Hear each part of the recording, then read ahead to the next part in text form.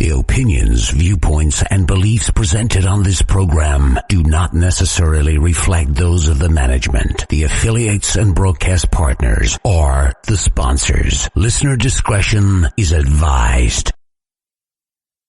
Between science and ignorance, there is filler.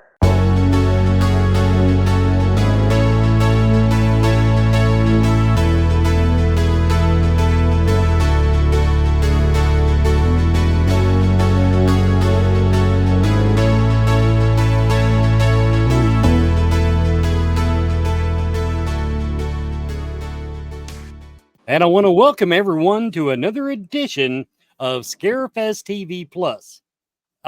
It's our new show on the Scarefest television network where I get to stray off the beaten path a little bit, off what I normally do. And tonight is a special Paranormal Filler Echoes edition of Scarefest TV Plus. My guest tonight is Cheryl Anne Fletcher. She is a psychic medium who I met, according to her, 8 years ago. So I'll go with that number. I knew it'd been a while. But anyway, she has a book out called Raw, The Afterlife versus Schizophrenia. And also we'll spend a little bit of time talking about a movie short that she directed called 1 in 6 Million. So let's just get right to it. Hello, Cheryl, and welcome to the new show. Hi, Wes. Thanks for having me. Well, it's a pleasure. And you're my first paranormal guest. So Yay! you're right at you're getting a jump on the competition. Now, sure, in full disclosure, now I've read about half the book. I ran out of time. I've read about half the book. So you'll have to fill in some gaps. I want to say, first of all, everyone, the book is extremely well written. This sounds like a novel. It's a biography, but I'm telling you, it reads like a novel. I found no typos other than some typesetting problems where some of the formatting was a little jacked up between paragraphs. That's unusual nowadays. I'll just tell you. Most authors that I get to interview, you could tell they were self-edited and all that. So I just want to give you some kudos right up front. Mm-hmm. Let's just go ahead. First of all, tell the folks a little bit about yourself. Tell them who you are and what you do. Well, I am Cheryl Anne Fletcher, and about myself, well, let's see. I had a death experience when I was 11 years of age, and you'll read about that in the book, should you choose to grab that book and read it. Throughout the course of my life has been revolved around knowing that there is a true afterlife, and I've had more than I can count experiences of working with and for the afterlife to be able to bring to people that are enthusiastic or want to get into ghost hunting and things of that nature, being able to bring to them the truth about the afterlife, and also being able to teach them how to effectively ghost hunt. We have many people in the field that, have been educated either on their own or with teams, or, just on their own doing it. And I kind of like to hold conferences. I kind of like to do ghost hunting events with people. Sometimes on my own, sometimes I'm contracted into going doing those things in different locations. But as time has gone on, I've not only done the ghost hunting, but, I've had the opportunity to be on the Travel Channel. I was very lucky. I had done a ghost hunting event by myself with a owner called Nate Sturham, who is in Nebraska City. He's the owner to the property called Seven Sisters Road. And I called Nate up one day and I said, hey, you never had a psychic come up there. I want to go ahead and do your property. Because there was a legend that, these people back in the 1800s had a gentleman with a family. He was the husband, and apparently he murdered all of his kids, which were 7 female children.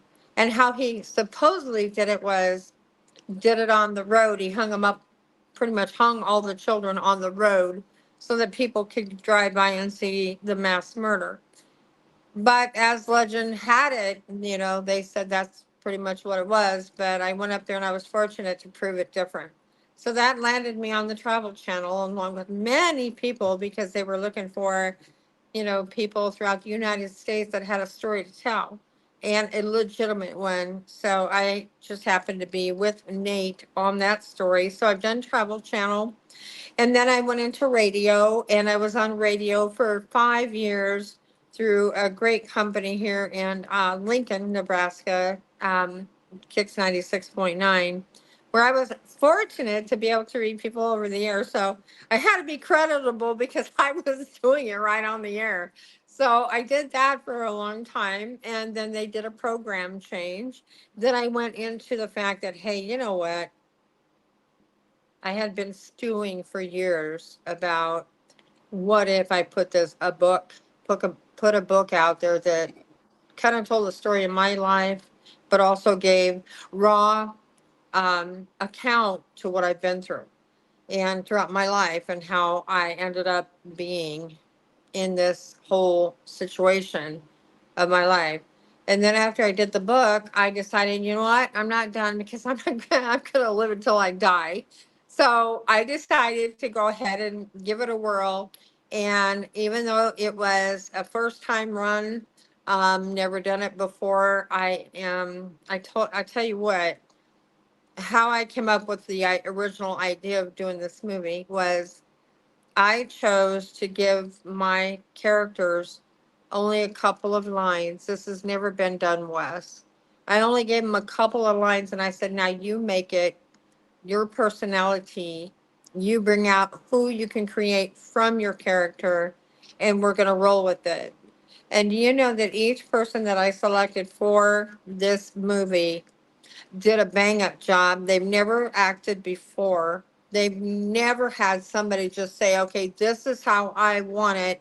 Now I want to watch you move your lips and I want you to bring this whole character to life and give to people what that had never been done before.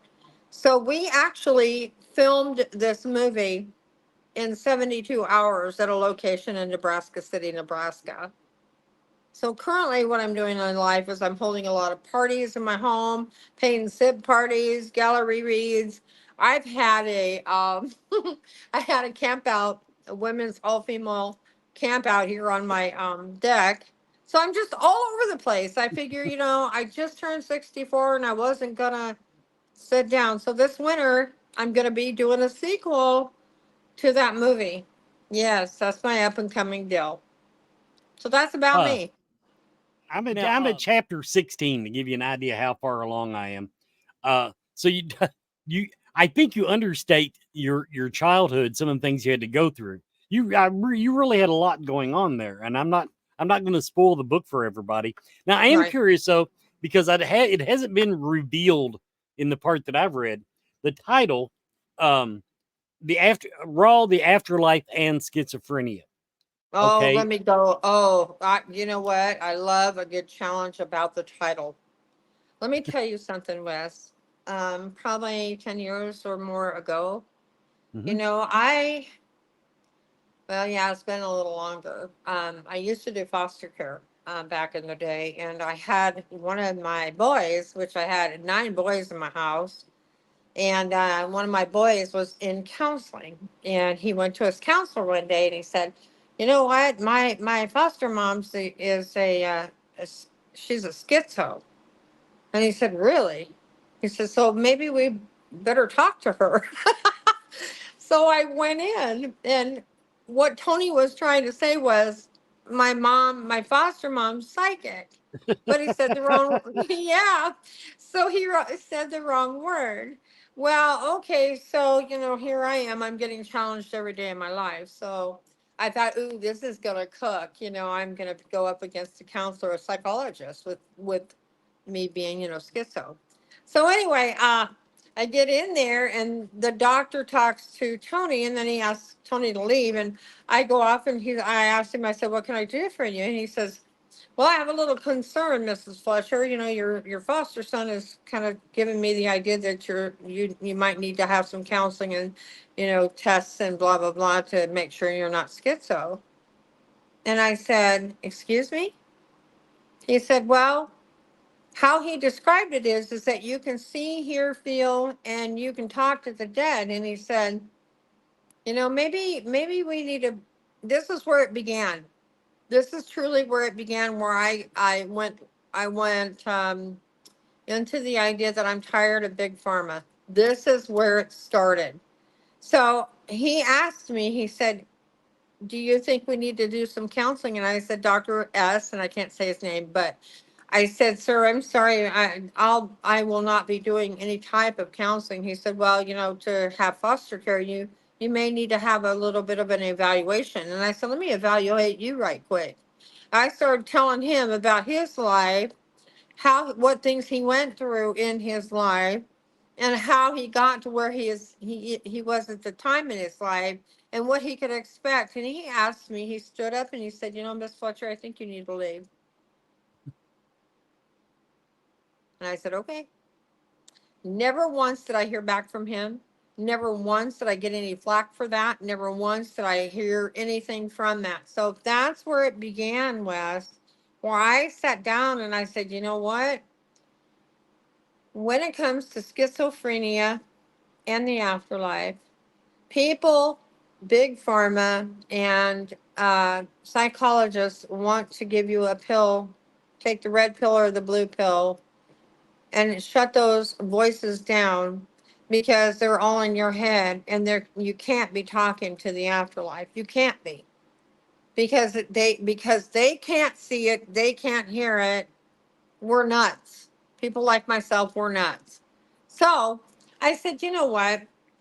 I'm going to find somebody who could work with me on this, because I was terribly upset, because before that happened, I had so much footage and so much audio proving, obviously, that, yeah, I'm 100% accurate. So I got kind of mad, and I thought, this dude could have at least asked me, well, do you have any evidence? And I would have said, oh, bring it on, because I got so much. Well, he never did. So I went home and I said to my ex-husband currently, I said, Mark, I'm just done. I said, I need to do something where I can collaborate with some psychologists or medical people, where I can take a person who has schizophrenia and go ghost hunting, take them off their meds for a full 30 days and let them go with me, just to kind of test it and see.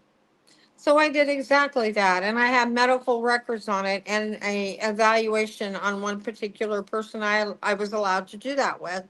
And if I can set a person who has schizophrenia way at the end of a building, and I'm clear over here at this end of the building, and we're both drawing and hearing and seeing the same things, that's where it began. I said, that's it. I know I'm not nuts. He's not nuts. Why is he on, pills to keep him from being able to work with the afterlife? Because this kid that I took was so loving and so compassionate for the afterlife, and he was told that he couldn't do that, that that's not real, or, we're going to lock you up in a psych ward if you continue. Yet I'm over here well known for what I do, and I'm effectively able to talk to the afterlife, and I'm freaking renowned in it. And so how come this person's on meds and I'm not? So I said, you know what? That's it. So I wrote the book, and I said, it's time. It's time for people to see what I went through. I held nothing back, and it was totally raw. I gave it just like that. And I said, you know what? I'm going to say it like it is, because it is like it is. So I wrote the book. Fair enough. Now, let me ask you, okay, that, what you just described about being able to tell that guy pretty much his life story. Right. How do you get, now because we're talking about someone living now, we're not talking about someone speaking to ghosts. Right. How do you get, when you get around somebody like in that situation, how does that information present itself to you? How does it come to you? Is it mental images? Is there a little voice whispering in your ear? Describe that to me. Well, people have asked me that before. Well, like, how do you see that, or how do you know that? It's like, I don't know. It just comes in. Like, for an example, sometimes it'll come in like mini movies, and I'll see it in black and white. But the only thing I don't see in black and white, if there's a murder or if something has to do with blood, I can see the blood. Um, or I can smell that person, or I hear from them, and I could just, it's in my head, and I hear what they're saying, and they're standing right next to me. And I can stand and look at them and say, you know what, this is what I just heard. And they all go like, what? So I hear it by audio, I hear it by visual, I feel it by what happened. One time, honest to God, I was doing an investigation at a place called the Devil's Tracks in Nebraska, and I could hear all the kids screaming because they were going across um, this railroad track, and they were in a bus, like 20 kids, and they were going across the tracks, and I could hear them screaming. And the minute the impact of the train, it was coming down the track, the minute it hit that school bus, I went like this, and my sisters were standing right with me, and they could hear the train coming. There was no train, Wes, but they could hear it coming. Mm-hmm. And all of a sudden, you could see me going like this, and I felt it clearing my sides. And we left later in the evening and went home, and I was bruised on my rib cage. So, I not only feel it, I smell it, I Hmm. sense it, see it. And like tasting, people say, do you taste it? Or, is it just all this? And I said, imagine this. Say, like, if you were at a restaurant and you were eating and you witnessed somebody choking, and nobody knew how to help that person. What they were eating when they died, I taste it. So if I am working with a specific spirit and they passed away from choking on food, or they were Mm-hmm. doing something naughty or whatever, like meds and shit, and like smoking weed or whatever they were doing at the time of death, I taste that. Well, see, now that all makes sense to me. Um, because when you get into the ghost realm, in other words, when you're talking about that, that makes perfect sense to me. And I really feel that the other side, if you will, the entities, I think they actually project that, Yeah. hoping that someone will pick up on it. Mm-hmm. And I think they can even tell who can pick up on it, just to Oh, it's- go a little bit further out on a limb. But early, well, actually, right at the time of your near death, we'll call it near death because um, you never, it was never established that you actually died, but you were pretty darn close to it. Um, mhm, the While you're in the hospital, you're hearing living people's thoughts. mhm. Now, see that's the part. Now, I've never really dealt with that, and the strongest empath I know, can get emotions, but they're not getting actual thoughts. Um, so to frame it down just a little bit more, now, is that something you just hear people's thoughts, and is it something you have to turn on and off? Wes, it's an honest to God hard thing to live with, because, like, if I'm somewhere, for an example, at a grocery store, and I'm hearing all these people talking about what they're buying, they're talking about the shit they're going through in life and blah blah blah, and I'm like, I just literally walk through the store, and I'm like trying to shake it off, literally, Mm-hmm. because I don't want to hear it. Or I start having to think about something else. One time, God, this is so crazy. I was standing in line at a store, and this was in Fort Collins, Colorado, back in the 80s. And I'm standing there, and two women were in front of me, and they were talking. They were talking and stuff, and I was like two or three carts back, but I could hear what the woman was thinking behind them, between us, meaning I was here and the person and that person. And I could hear what this woman's thoughts were about their conversation. And I tapped the woman on the shoulder and I said, you really shouldn't be speaking like that about these people. And the woman kind of turned and looked at me, and she goes, What are you talking about? And I said, you're talking really bad about this person when that lady on the left, under her rib cage, she has a really bad kidney and she's going to die. And the lady looked at me, and then the other two women looked around and said, "What?" And I said, "You need to go to the hospital because your left kidney is going really bad." And I said, "And I can see it underneath your skin. It looks really dark, like dark cherry." And I said, "It shouldn't look like that." I said, "You have a diseased liver, or I mean, a kidney." And she said, "Oh my God." She said, "I've been having really bad pains in my side." And I said, "Well, you need to go and get it checked." How universal is it? And the reason I'm asking, in other words, I'm a very guarded person, and psychics tell me, I have to, before, when I sit down for a reading, I have to sit, I have to open up to even get a reading, more times than not. Um, so I was just wondering, is there some people that are just quiet to you, like me when we met, or I mean, is it just kind of random, or is there any Well, rhyme or reason? really, there isn't any. Like, some people will be harder to read, and I just kind of shrug it off. And I always tell them that, if I'm doing a reading, like a one on Hmm. one, and somebody paid for my services, I do a lot of, smack talking and having fun and stuff like that. And one thing I don't allow is alcohol before a reading, because that really messes the person up, and I start getting all kinds of wacky stuff about them, and it's just like, no, I don't need all this. But anyway, so my point to that is, there are people that are pretty tough to read, and there are people that are really super easy to read because their spirit is more free. They're Hmm. more free spirited. And then we have the spirits that are really super guarded, and then we have the people that are like, "Hey, you're not going to read me. Try it, ha, kind of attitude. You can't break through." And I'm like, you know what? Here's the deal.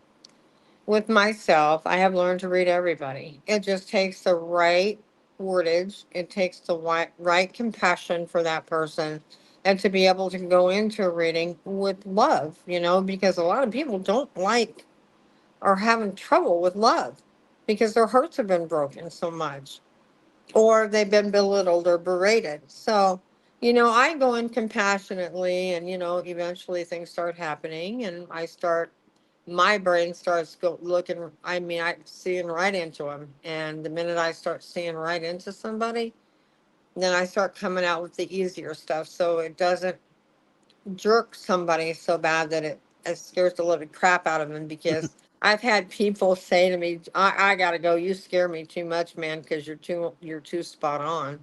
And then I have to bring them back down and say, don't leave. It's okay. I'm just trying to help better you and give you the correct tools to better you, and stuff like that. Now, let's look at haunted situations. Okay. First of all, you just as far as you had really, is every place haunted? You had an uncanny knack of moving into haunted houses. Okay, I'm just gonna say it. Isn't that funny, Wes? Let me tell you something. Not everything's haunted. Okay, You know. I know my house is not haunted, but when I Right. came in, now I'm not gonna say there was never anything here. Actually, after we moved here, we did have somebody show up, but they came with the property, and it wouldn't call Yeah. it a haunting. But the point is, I keep my house nice and clean. Yes. But yeah, the stories you go through were, um, well, I mean, some of these are just borderline. I'll put it this way: they would even keep me on my toes. Yeah. Um, Now, when you go, let's talk about if you just not a private haunt, but if you just go to a tourist location haunt. Hmm. Um, I was having this discussion on another show where I was being interviewed. Do you feel any obligations to help the spirits that are there move on or be more at peace or anything, or do you just kind of leave them be when it's that type situation? Something else, I knew that when I received what I have, it was for the right reasons. And, I've always said that if you are gifted and you are proven, beyond a shadow of a doubt to be able to do reads and help people, then you know what? It's not an obligation. It's my morals, my ethics, and my true to myself, true to them. That, if I start hearing them when I go into place and I automatically know, wow, that person, that spirit really is needing some help to cross over. The first thing I do when I go into a location is I ask for permission to do that, Hmm. because there's a lot of people, and I'm not going to point fingers, but I've come across some people in the world that have locations that are haunted that would prefer us psychics to leave the spirits alone because Oh yeah. it's a cash cow. And in my heart, it breaks my heart because, look, Wes, if I died tonight, the last thing I would want somebody to do is come in here and investigate my house and disrupt me if I'm trying to go home. Um, so I have to give consideration to the people, and if like to the owners. And then I ask if it's okay if I help them go home. And if they say no, then I have a hard time going back, Wes, Hmm. because I put myself in that position of that spirit that really needs closure. Not only do I do the closure with them, but I ask for whatever they want me to tell their families, so the families can also have closure too. And I usually meet with families, that if I do a spiritual reading, then I meet with the families because I end up knowing who they are because they let me know who they are. And I look them up and say, hey, you know what? This person wants you to know, your loved one passed away and they're wanting you to know this. And I tell them, and then when I get done, I ask them if they want me to close this chapter, and give them peace and let them go on as well as their loved one. And if I get an okay to do that, then I will. But Hmm. in locations, Wes, there's ones we both have been through and investigated out that would prefer that to remain going ongoing because it's a good moneymaker, and that's sad. I that's what kind of it had come up before, and I don't even know why it came up again. But I have this thing now. I don't. I don't feel pressure to do it when they're not causing trouble. Okay, and that's Exactly. that's general. But at the same time, if I get any inkling from a location, from any from a if I get any feelings, if I get that what little empathic ability I have, if I feel that they're wanting to move on and they just don't know how, I don't care who.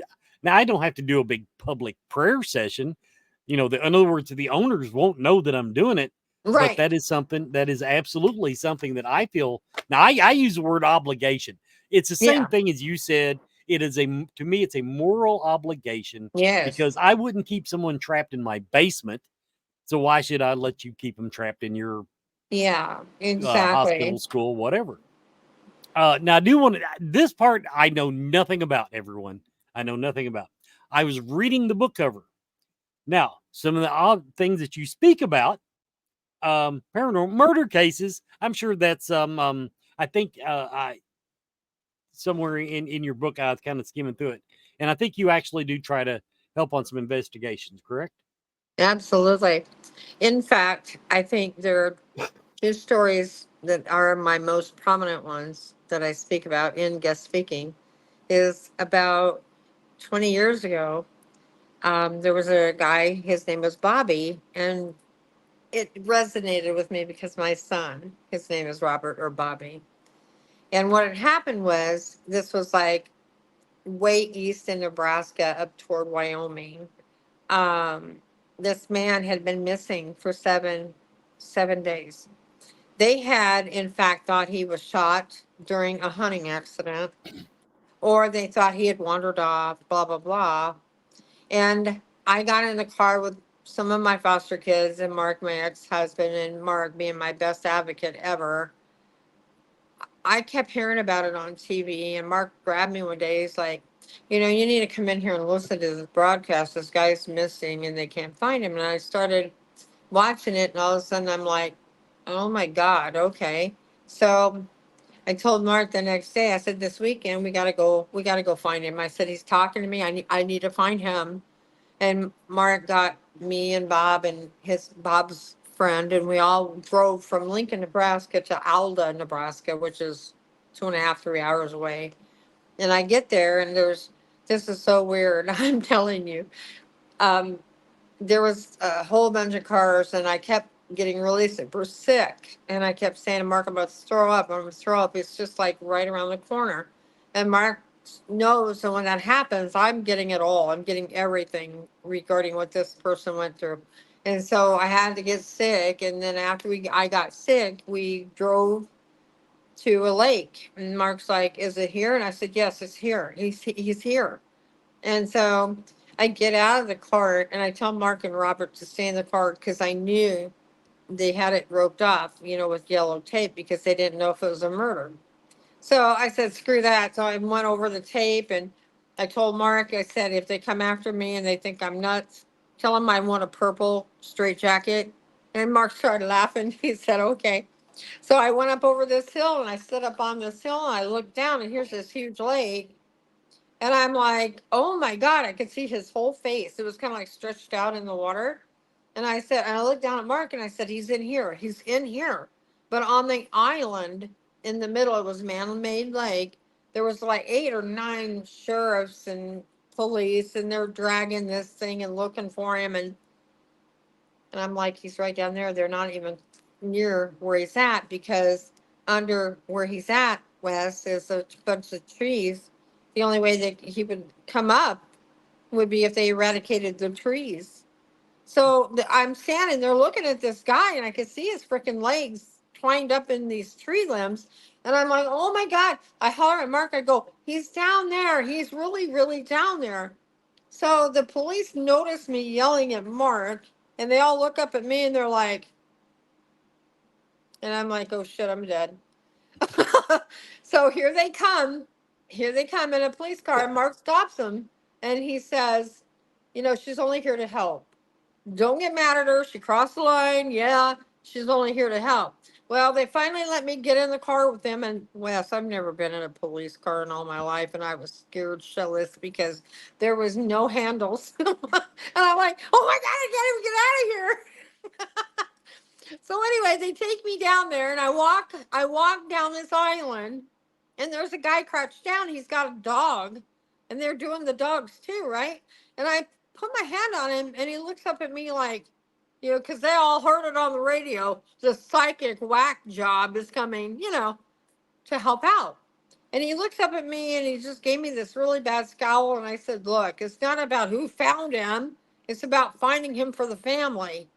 So I went on down the road and I was talking to the officers and I told them what happened, that he had been on the lake in a canoe with his dog, drunk with a shit ton of beer. He was drinking a lot of beer and he was arguing with his wife. They had just had a brand new baby.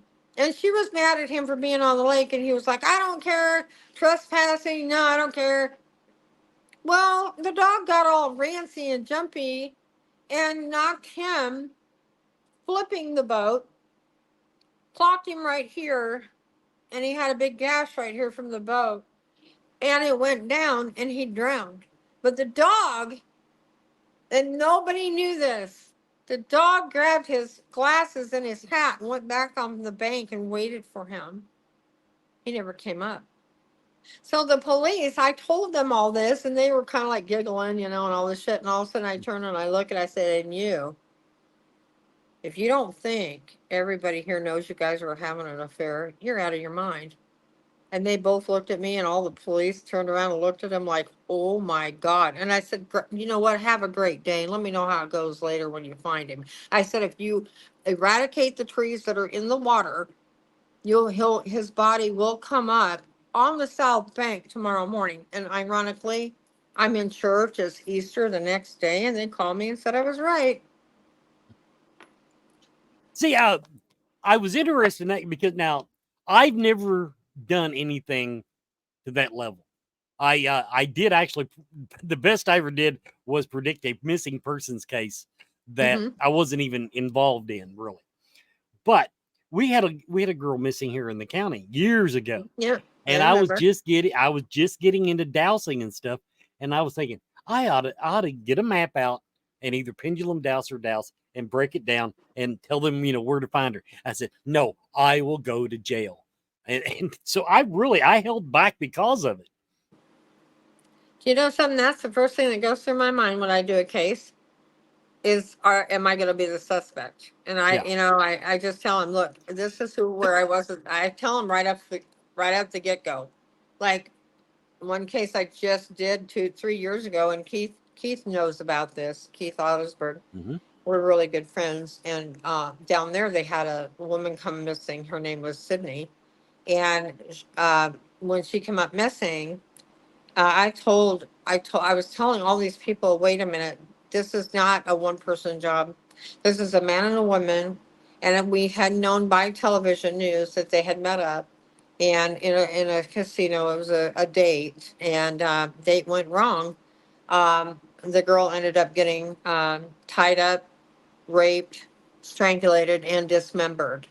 And when I saw all this, Wes, I saw it all happen. So I go to the police first, and I drive down there to the area where I knew she was at, where parts of her were at. And I drive up to the police, and Mark's next to me. We drive up, and Mark's like, again, don't think she's whack or anything, because she's just here to help. And she's not the person who did anything here, but she wants to tell you what she sees. And I told him everything. I said the people that were in the van, it was a man and woman. They had a record of like um, pawning stuff, drugs, rest, blah, blah, blah. And ironically, everything that I said, and it's all recorded, everything I said, after I got done telling them what happened to this girl, and I said, by the way, she's down and around the corner over there in Turkey Creek. You'll find her head. And they went, God, we hope you're wrong. And I said, God, I know I'm not wrong. You need to go to Turkey Creek and get this girl's body. Well, guess what? That happened. And when the guy went on trial, the guy that murdered her, raped her, and murdered her, I went to the trial. And I said, back there, I had to have my own closure, because when I work in stuff like that, because I have my criminal justice degree, I've worked in law for 28 years, so I know a lot of people. So I got in with these people, and I was telling the prosecutor what I knew, and he said, you know what, we're going to bring some of this to light right quick, like the next day. And some of the things that they trialed him on, and some of the things they questioned him on, he wondered how they knew that. Did I go, it was me? No, I don't do that. I don't look for the fame and fortune. I'm just grateful because Sydney was finally laid to rest once they found most of her body. And her parents suffered like crazy hell for years, like 2, 3 years. And when that all went down, I went to the funeral. I had to have my own closure too, because you carry that in your head, you know. So it's kind of hard to get it out of your head, and you got to kind Mm-hmm. of give it back to them, because you can't carry it. But yeah, I work with law enforcement. I work with um, criminal investigators and things like that. I'm not afraid to walk onto a scene and say, "Move over and let me get this done." Now let's just throw the word out there because it's on the book jacket. Aliens. One of your Oh, topics that you talk about are aliens. yes. Tell me what you tell people. What's Oh going on my with the God. aliens? This is so cool. Let me tell you something. Um, a lot of people don't know that one of my greatest friends, two people, are Jeff Mudgett. Jeff Mm-hmm. Mudgett is the great great grandson of Jack the Ripper. Right. And Tommy Bull. Tommy Bull was second unit director of Miami Vice, but he just passed away like 3 years ago. I had a big to do. I had a big conference here in Lincoln, and I invited them both to guest speak. And we were sitting out back. I had a big party for everybody before the big conference, and we watched Grey's tall, 8, 9 feet grays walk from the backyard where I live into the barn. I've got pictures of aliens. I had an encounter where I came out my back door one night because I kept hearing all this weird shit out back, and I thought it was the cows because I lived on a farm and I rented a house during the time I was in school getting my degree, and I kept hearing all this weird stuff in the backyard. So I decided to go out back at around 3 in the morning, and Wes, I took my phone out because I knew there was something going on in the sky, and I knew something was out there in that pasture because I kept hearing what appeared to sound like almost like a light sound of some type of a motor running. And nobody was out in that pasture. There were no lights, no nothing at the time. Well, oh my God. So I take my phone and I'm just gonna take some pictures, right? I'm just gonna have a little fun and see if I capture anything. So I take a picture here, I take a picture there, take a picture here, and then all of a sudden I fell back on my concrete because what's right in front of me was a alien standing right in freaking front of me, and I have a picture of it. And I fell backwards and I hit my head. I said, "Oh my God!" I scrambled, almost lost my phone in panic mode. I go in the house, slam the door as if that's really going to save me. And so I slam the door and I run in and I call Mark on the phone. He's like 30 miles away because I live in the country. And I told him what had happened. He goes, "I'm going to be right there." Well, he said, "Don't look at your phone. Don't look at your phone until I get there." He goes, "Let me look first." And I said, "Okay." So I put on coffee. Mark shows up. We look at the pictures and we're like, holy shyster. But that happened. And then just before that encounter, I was up at 4 in the morning, 3, 4 in the morning, just walking around. 'Cause sometimes I get woke up by shit. And I find myself out in the field in my pajamas. It's pitch dark. I have no idea why I'm there. And I'm looking around and here's these cows. I'm thinking, what am I doing out here? And then I look up to my right, and right up to my right, I saw something go across the sky, and it was not a plane because it couldn't do what it did. But it went across the sky, it went straight, dipped down real fast, went up, moved left to right, and then took off straight up. And I'm like, oh my God, we have a lot of activity in this area. So then, oh, I don't know, like a week later after that happened, Mark came out to visit and we're sitting outside and we watched in broad daylight two UFOs directly in front of us in the clouds go streaking through where we were sitting twice. And Mark's like, "You need to film that." And I said, "Why? Why?" People know there are aliens and they are true to form. And yes, they've been here a long time. And I believe they have a lot to do with what's going on in the world right now. Now I'm gonna throw you a curveball. Okay. Well, first of all, I want to say, before I get to the curveball, I'm going to ask you on the alien topic. Now, first, you said where you're at is kind of has a reputation for a lot of sightings anyway. Mm-hmm. But I do come across a lot of psychics who have alien experiences. Me, never, not so much. But I'm wondering in your thought process, do you think they're drawn to you or are you drawn to them? How does that happen? Nice question. I like that because that's a topic. This has been a topic between Mark and myself. Mark believes that when I had that near death experience, that where I went all the different levels, because there was one level that I knew that there were grays I was talking to. And, let me tell you something. I believe that they had a lot to do with where I'm at in my brain today. So you think they have an interest in you? Yeah, absolutely. Okay. Now, because you said that you kind of experienced them up close and personal, now this is call this bullshit question if you want to. Did you get anything psychically from them? Did you read their mind? Let me tell you something. All I know is I got a blast of energy that knocked me on my butt. How about that? When it Okay. comes to me being able to read into them, it wasn't about me. I realized that years later, it wasn't about me. What they did to me was go inside of this brain. Because let me tell you something. When I got that big blast, and you can see it in the picture because it's the right eye in whatever apparatus it was wearing or whatever it was on its head. There's a great big bright thing here, and everybody that looks at that picture goes, that had to have been some kind of a laser or something, because when I got hit, not only did I have an extreme bad headache, but I did hit my head. That too.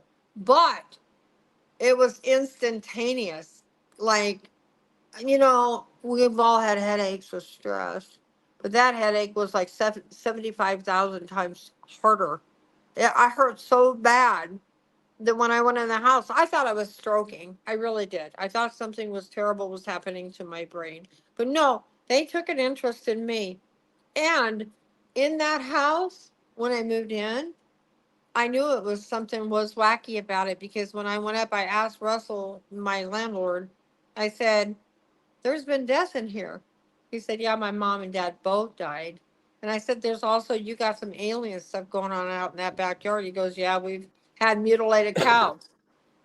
Mutilated cows. And I said, oh, come on, Russell. He said, no, Cheryl, truly. He said, we've had them split down the center and things removed. No animal liquid left behind to say that it was an animal destruction on the property. Not at all. Hmm. He actually brought me one. He brought one up from the field one afternoon, and I flipped. I cried so hard because you could tell it was not of something like, you could tell the way it was opened up that it wasn't something that man would do. It just didn't look right. Plus, it left behind a real sticky substance, thick, uh, not like not like our our spit, but it was like thick, like gluey thickness in and around the cavity. And what had been missing at the time was all the bowels was gone, and that's it. The heart was still there, everything else Hmm. was there, but the bowels were gone. Well, okay. Now, if you ever get close enough to one again to actually talk to them or mind read them, however you want to do it, I actually want to know why cattle mutilations happen.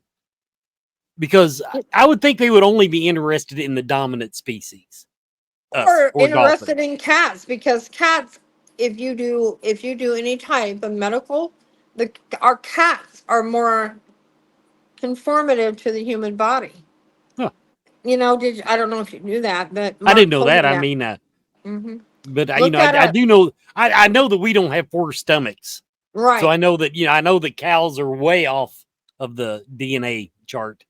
So that's I'm curious, and I figure since you get to being a psychic, you might have a chance if you have another experience I'm telling to you find. what, the first thing I'm going to ask him is, where's my porterhouse steak? Where the Well, heck are you? What? okay, I want a barbecue, dude. okay. About what drove you to uh direct and produce that short film? What drove What me took to you it? down that road? Well, I was sitting there one day and I said, you know what? Nobody, nobody has ever thought of a situation that happened to me, because I don't tell it very often. I was helping my son clean out his apartment. Mark and I both were. And I walked out down the alley to have a cigarette when I was smoking back then. That was like 8 years, 9 years ago. And while down there, after I walked down there, I got kind of disorientated. And I thought, God, what the hell's in my cigarette? And so I started walking back up to go back in the backyard, back in the back door, because they were all the same, like a bunch of condos with the same doors, patio doors and patio. So I started walking up and I go to open one of them and I thought it was Robert's and it wasn't. And when I went to open it, there was this big guy came out and he stood there and looked at me. He goes, what the F do you want? And I'm like, I've got the wrong house. I'm sorry. He said, yeah, you get the F out of here. He said, if you're looking for your son. He's 2 doors down. And I'm like, okay. So I kind of mosey down over there. And as I'm looking at him, Wes, I tell you, he reminded me of a big army dude. And so I was a little bit nervous there. And so I get in the house and I tell Robert being an army guy and carries and the whole shebang. And I told Bob what had happened. Bob literally gently put me up against the wall and he said, you realize, Mom, that guy could have taken you just like that and we would have not known. Yet you would have been right under our nose. And I was like, oh my God. So we go home. Mark and I are driving home. We're talking about the incident. And then we started developing in this movie. And I said, what if I would have been taken?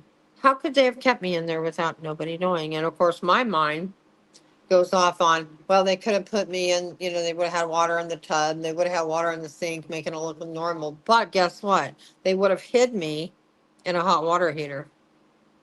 And Mark looked at me like, what? He goes, what? And I go, yeah, they could have hooked me up with IVs. They could have taken me clear across the country and nobody would have thought nothing of it, especially when it came out of a house or it came out of wherever. And I said, can you even imagine? He's like, yeah. And I said, what if? And then we start going off on the idea of the rarity of the blood. Imagine, well, you've seen the movie. That's where it's come up with, where I came up with it.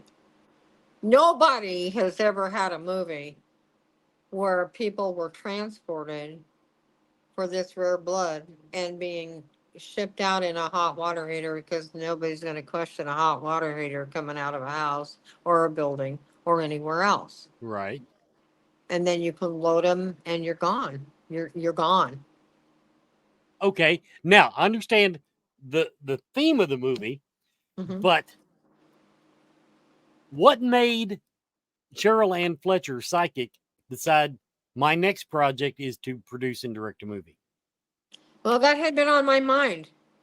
It had been waxing and whining in my head that I should do something with that incident, either write a book or make a movie. And you know something? Or hide someone in a water heater. Right. Right. But you know, Wes, I sat back and I said, you know what? There's one more thing I want to do before I die. And that was to make my own movie and go. Well, everybody, tonight my guest has been Cheryl Anne Fletcher.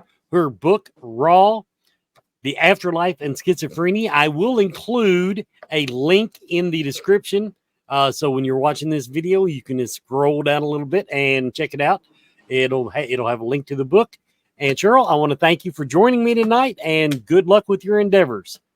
Thank you, Wes. It was good to see you again.